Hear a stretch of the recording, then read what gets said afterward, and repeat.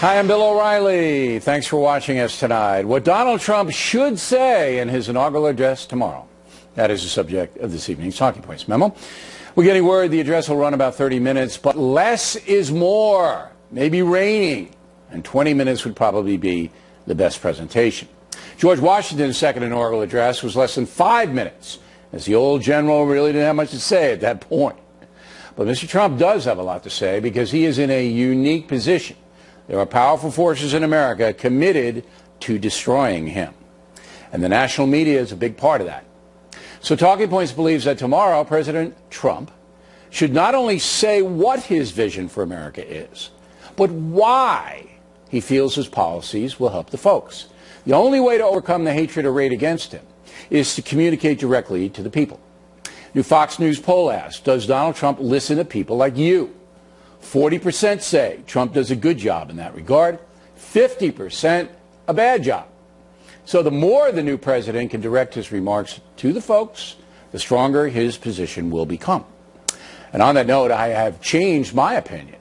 I used to think all his tweeting hurt Donald Trump, but now it's a necessity because he can expect to be attacked every day. He must have a rapid defense mechanism in his own words, and Twitter provides that. Now, as for Trump's message, it has to be economically based. How to improve the financial situation for hardworking Americans. All of his domestic policies have to revolve around that theme. He has to connect them in his address tomorrow. For example, if you're going to crack down on border security, say why.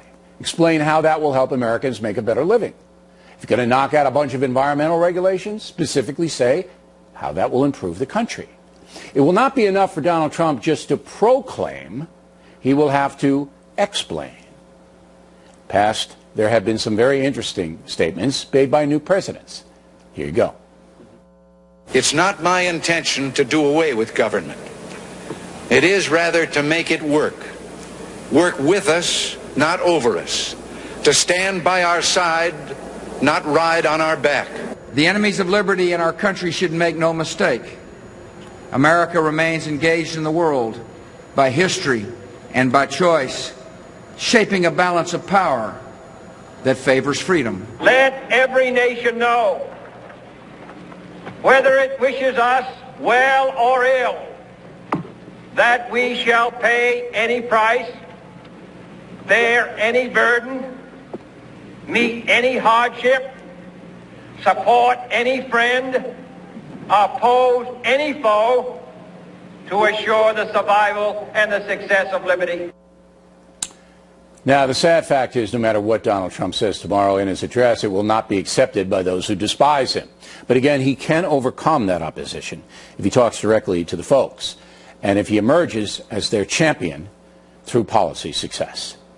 And that's a memo. Now for the top story reaction, joining us from Washington, David Azarad from the Heritage Foundation, and from Los Angeles, presidential historian John Meacham, author of the book Destiny and Power, The American Odyssey of George Herbert Walker Bush. Okay, John, we'll tell everybody that President Bush the elder remains in the hospital. Say he's stabilized after his bout with pneumonia, and everybody is wishing and praying for him, wishing him well. Great man, I think. Great man in many, many different ways. Now, Donald Trump... One piece of good news was that when Jim Baker went to see the Bushes yesterday, he announced that he was going to bring a thermos of martinis tonight. Yeah, that'll liven things up in the ICU unit. But Donald Trump steps into this job as a 45th president, and I've looked at this thing, and there was rancor with Adams and Jefferson, and we all know throughout history that there was, but nothing like this because of the internet. The internet has changed everything. The hatred factor is through the roof. So I'm trying to basically bring it down a little. What say you? I agree. I have two thoughts for what I would hope the president-elect will do tomorrow as he's president. One goes slightly contrary, at least at first, to your point. I would say, because he'll have President Carter, President Bush, President Clinton, Secretary Clinton, President Obama there. I think it would be a graceful note, a gracious note, to allude to all of them and talk about how we've had a farmer from Plains and a kid from Arkansas and a guy from West Texas and a kid from Hawaii who have risen in the American story, and that we honor them for their service. But now it is about the people and not just the presidents. And pivoting that way, I think by alluding to the establishment against which he ran so successfully, I think he'll get points for grace. I think he'll get points for reaching out. I think he would reassure people like me, frankly, who do believe that the conventions of politics have a reason. But then that pivot has to be, I'm going to be the deliverable president. Judge me on what I do.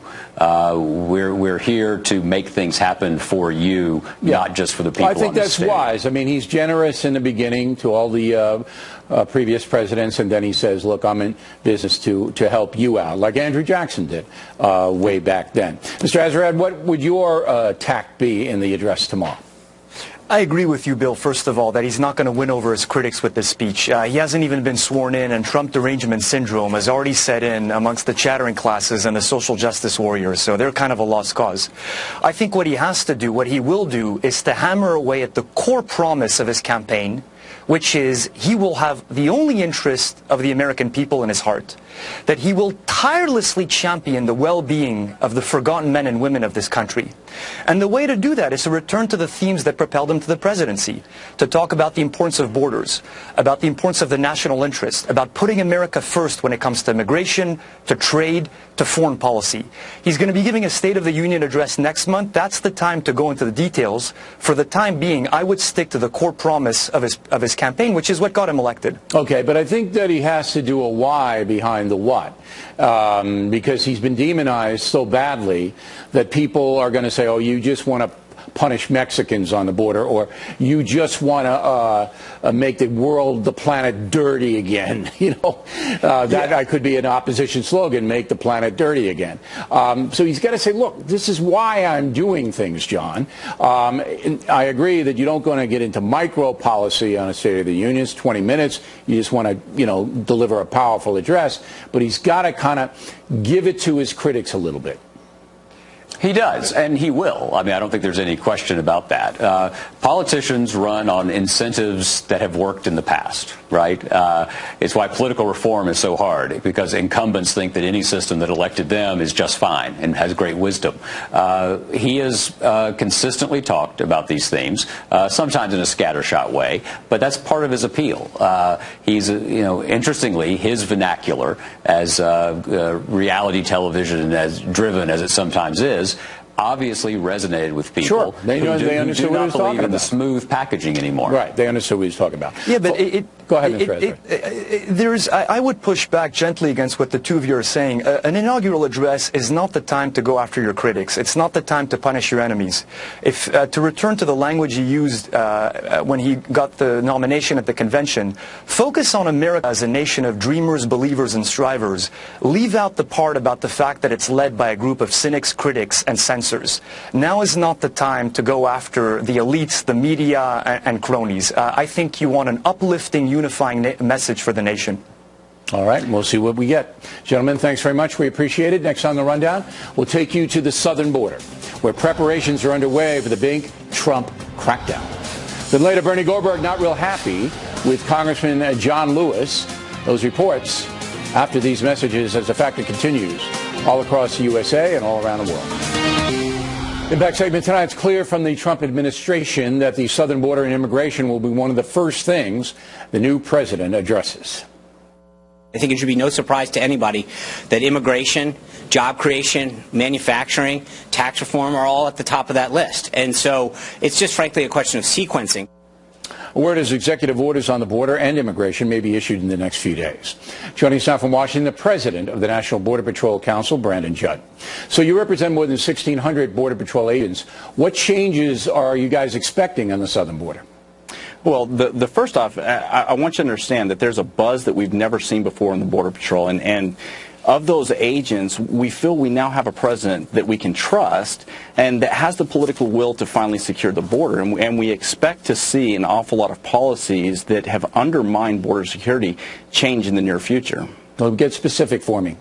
Okay, so what we have right now that has drawn vast numbers of people from other countries to come to the United States is what we call the catch and release program. The vast majority of all those individuals that cross the border illegally that we arrest, we just turn around and release. In other words, we walk them right out our door, give them, in some cases, give them a bus ticket to Atlanta, Boston, New York, and there's no consequences. In essence, what we're doing is we're rewarding them for breaking our law. How did catch and release happen? That was an Obama policy. That was the administration's policy. They forced us to, in essence, stop enforcing the laws. And of course, when we stop enforcing the laws, that word spreads. And most people think that this is just Mexico. These are just people from Mexico that we're arresting. And that's as far from the truth as there is. We arrest people from the Middle East. We arrest people from South America. We arrest people from countries in the Ukraine. And so what the message that we have sent is that if you come here and you break our laws, we're going to let you go and you're going to be able to stay in the United States. So let me get this straight, though. If you are a migrant and you come across the border and your guys catch them, if you say to the Border Patrol, I need asylum, I'm here for political, those are the magic words, right? Those are the magic words, yes. Okay. So I'm here to apply for asylum. Then you take them to a place, you process them, and then you are mandated to let them go under President Obama's policies? You have to let them go? Yes, we do have to let them go, and oftentimes we walk them right out our front door, sometimes to a church, sometimes to a bus station, but we walk them right out our front door. And so then they're in the wind then. Now they get, but you tell them they have to come back for a hearing, right? We tell them that in the future we will send them a letter that will give them a hearing date, but unfortunately the vast majority of these individuals never show up for their give you addresses? They have to give us addresses. They have to give you an address. So everybody knows this, right? Coming in from Mexico, all the coyotes, those are the people smugglers, they tell them, look, if you get in there and you're caught by the Border Patrol, you tell them you want asylum, you give them an address where your uncle lives or something, and bang, you're in. You know, I don't think Americans understood how bad or how lenient, maybe that's a better word, that policy was. So you expect Trump to stop that cold?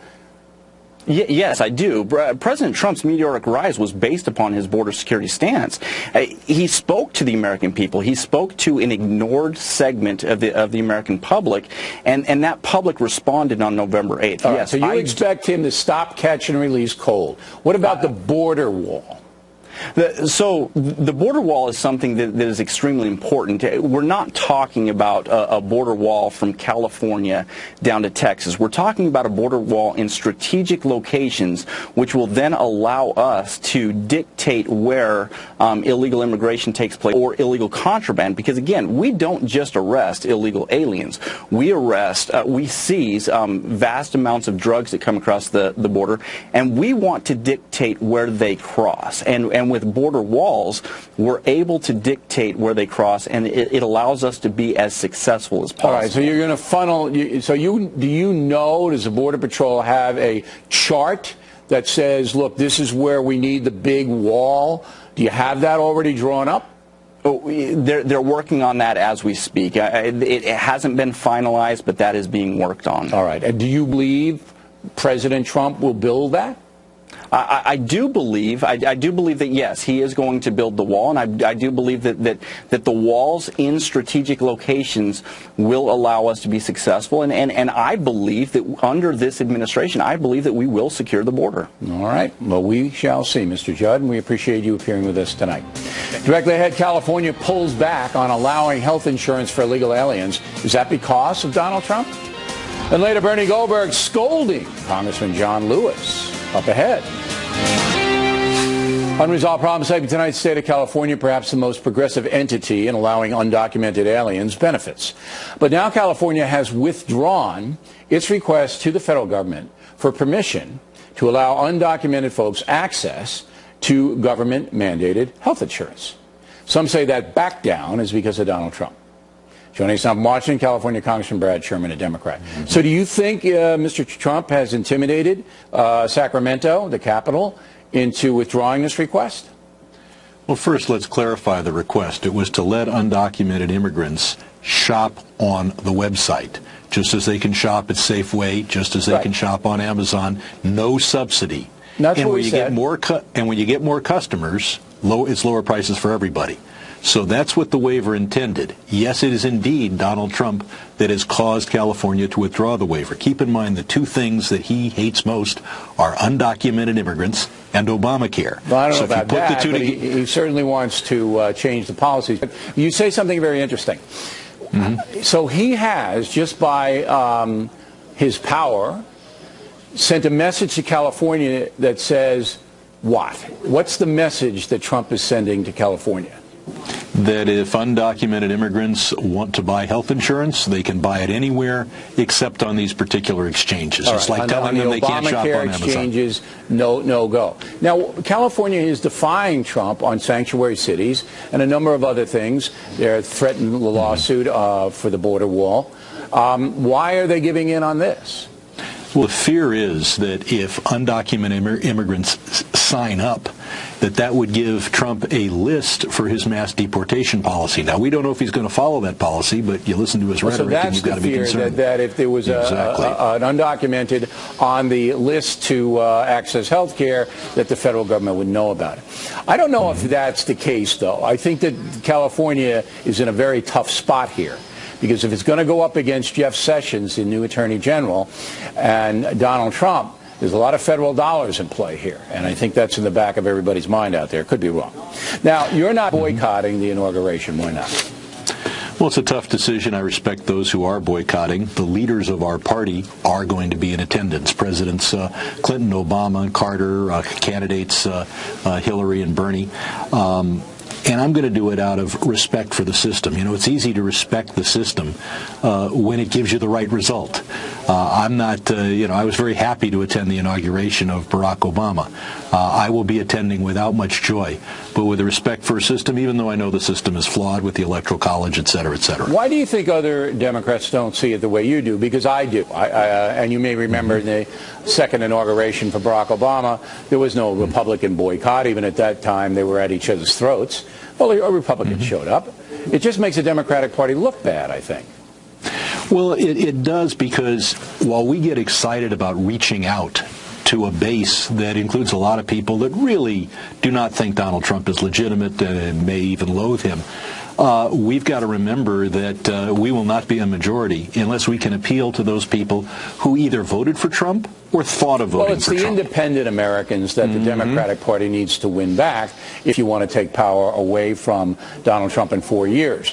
But see, I don't understand what this boycott accomplishes. See, I don't get that. It doesn't strengthen the Democratic Party. I believe that most Americans don't like this at all. They would much rather see a country, at least on one day, come together and celebrate our traditions. I think you agree with that. Most Americans want to see the country celebrated on Inauguration Day, not politicians, the country.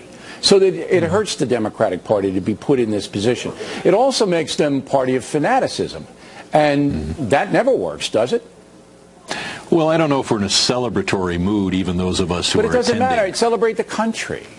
We're there to celebrate the country. Wear a little flag pin or something. You know, you don't have to be jumping up and down. Republicans weren't jumping up and down for Barack Obama second time around, were they? I don't think so. Right. And I celebrate America every day with joy. There'll be a little less joy than usual tomorrow. I think a lot of my colleagues feel that there are representatives, and their constituency is in an angry mood toward Donald Trump, and with some good reason. But aren't they supposed to be the adults in the room? So they're in an angry mood. All right, next time around, let's give it a better shot, and maybe we'll take power back. But right now, do we want to be petulant? Do we want to be subversive?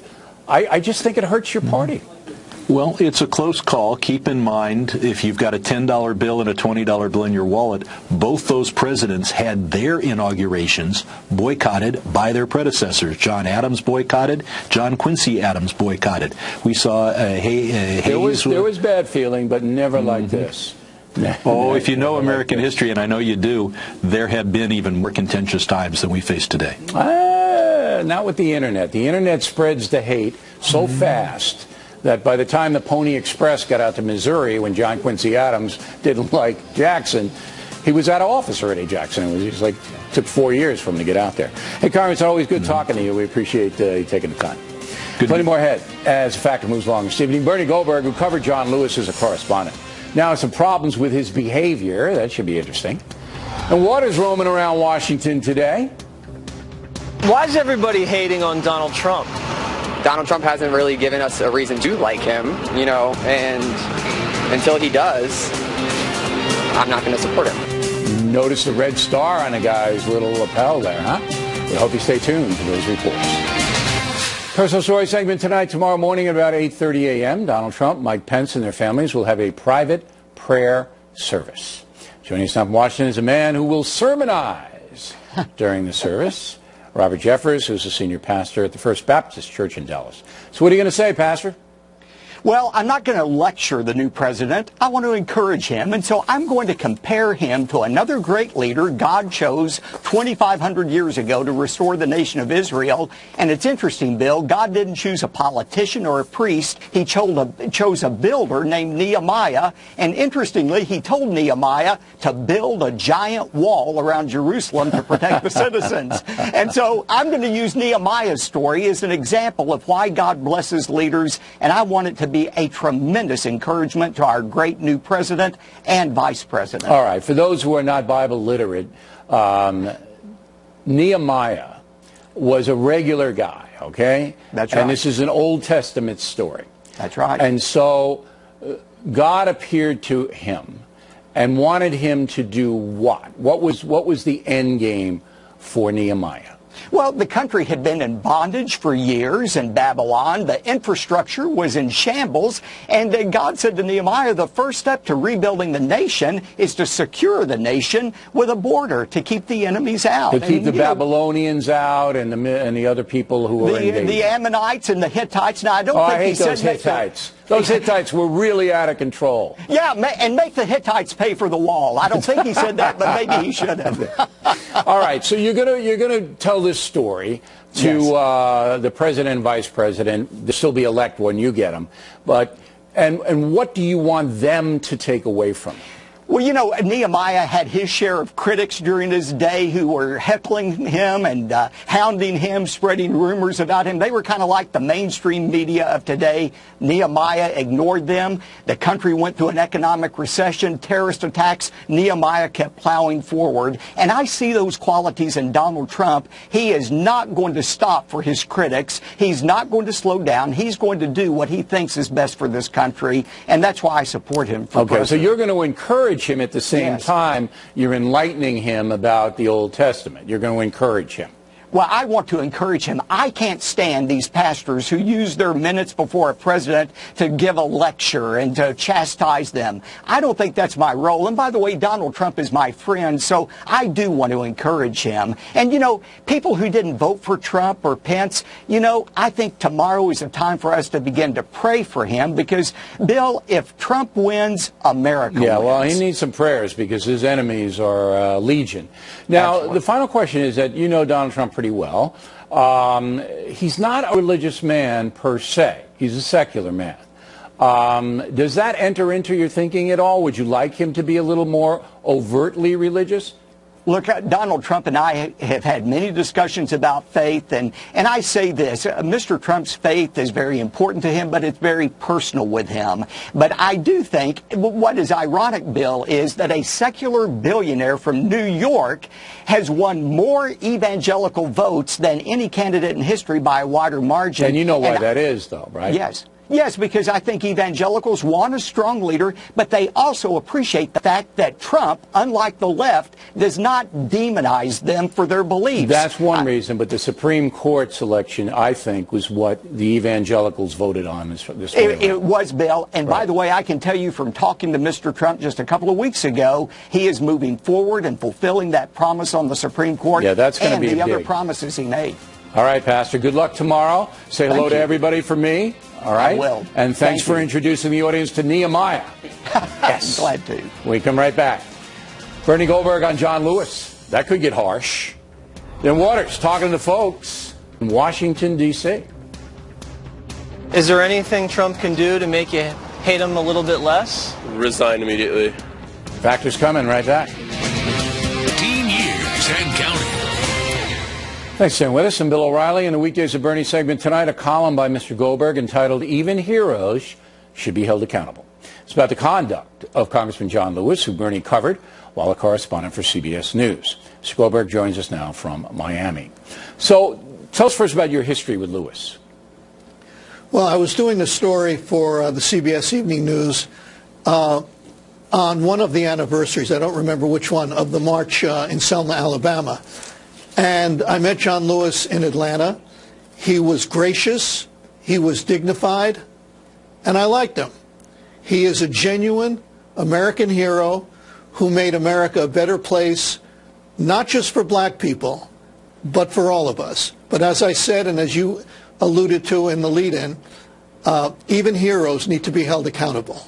So what do you think Mr. Lewis's motive has been over the last 20 years when he's excoriated every single Republican running for president, compared, I think, McCain to George Wallace, Romney was going to be throwing blacks out into the street, and now we have this boycott of Donald Trump. What is Lewis's motive?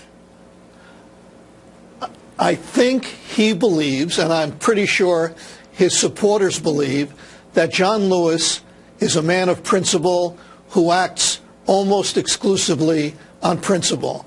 So his motives would be, it's a principled response to what he considers the illegitimacy of Donald Trump. He also considered George Bush illegitimate.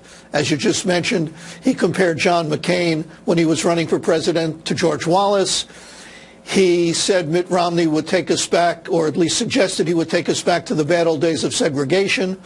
And I think he believes all of these things are based on principle. But John Lewis is also something besides an icon, besides a civil rights icon. He's also a hyper-partisan liberal Democrat, and he doesn't always deal with principle. When you try to delegitimize so many different kinds of Republicans, that's political. And when John Lewis goes into the political arena, he can be criticized in a political way. What bothers me, Bill, what bothers me more than John Lewis, who I think is a good man, what bothers me is that his many supporters think that because of his biography, because of what he went through, because he got his head handed to him in Selma, Alabama in 1965, that he's somehow above reproach, beyond reproach, that you can't criticize him. If you do, you're suspect at best, or you're a racist at worst. And I'm saying he's also a politician, and when he acts that way, he's allowed to be criticized. Well, I think his motive is that he is a one-party guy, that he doesn't want two parties in this country, and that he says, if it's not my way, it's the highway. And but he so believes, but he doesn't respect anybody. He doesn't respect anybody on the other team. No one. Right. They're all bad. But here's why I think that's the case. I think you're right. But here's why I think that's the case. He has supporters in the liberal media and in liberal intellectual circles who have practically said, and in some cases literally said, you cannot criticize they've inoculated him to criticism because of his heroism in the civil rights years. But I'm not interested in them. I'm interested in him. And yes, but I was about to say that affects his thinking. He sees himself as the special kind of person he is, but he's not just a man of principle. He's also a man of politics. But I don't understand where the principle is if every single Republican is evil. Where's the principle of that? Oh, we're not saying he's right. We're saying that's what he believes. But you see, he's being portrayed as a principled man. And yes. My question is very simple, because as you know, I am a simple man. Where's the principle in demonizing every single person who disagrees with you? Where is the principle in that? I'm not defending him. I want to make this clear. Imagine that you walked over the Edmund Pettus Bridge in March of 1965, and a bunch of racist state troopers, Alabama state troopers, beat you senseless. One of them hits you over the head and cracks your skull. You think, this, I know this sounds ridiculous, but you think everything harkens back to the bad old days. So you see Donald Trump, case, right, who tried to delegitimize Barack Obama, so John Lewis, tries to delegitimize Donald Trump. Right. He sees George Bush, who he thought wasn't really elected. Right. And same with John McCain. In the case of John McCain and Mitt Romney, it's beyond ridiculous. This isn't principle. Absolutely. This is ugly political commentary. Right. All right, Bernie, we appreciate it. Go to BernardGoldberg.com, read Bernie's column, Waters on Deck. He's running around D.C., and he has some very interesting interviews for us. Waters is next. Back at the book segment tonight, Waters World. There are many, many, many things going on in Washington this evening, and some of them have to do with hatred, angst. So we sent Waters down there to catch some of the flavor. Roll it.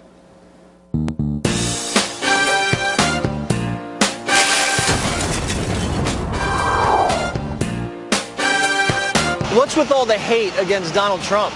We've not taken the time to stop and really evaluate the reason behind him winning. Isn't it because he won the Electoral College? I think I hear my mother calling me. I think they need to give him a chance.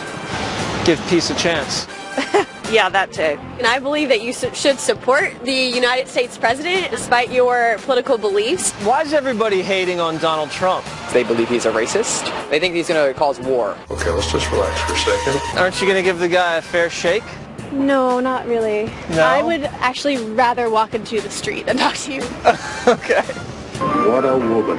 Why does everybody hate Donald Trump so much? I don't hate him. I think he's probably doesn't use his words very well. Do you hate Donald Trump?